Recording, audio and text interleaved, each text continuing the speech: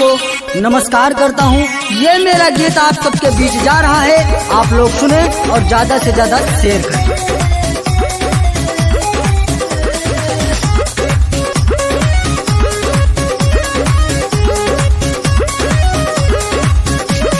हर माँ का बेटा है बहनों का भाई, जनता के हक की है लड़ता लड़ाई, जनता के हक की है लड़ता लड़ाई। ए चाची, हर माँ का बेटा है बहनों का भाई, जनता के हक की है लड़ता लड़ाई। मांगे आशीर्वाद छू के हो पहुआ, हे चाची अब की जितैया चुनौआ, हे चाची अब की जितैया चुनौआ, हे चाची अब की जितैया चुनौआ, हे चाची अब की जितैया चुनौआ।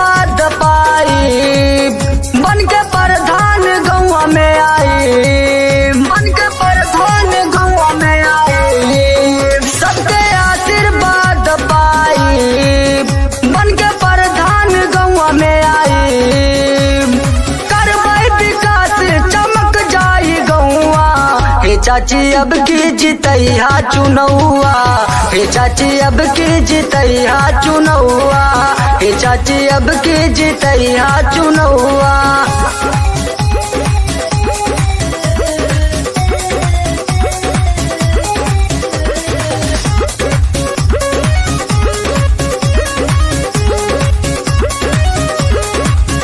कौनो आपद पड़े दौड़ा आई, सुख दुख में हम सथवा निभाई, सुख दुख में हम सथवा निभाई। कौनो आपद पड़े दौड़ा आई, सुख दुख में हम सथवा निभाई।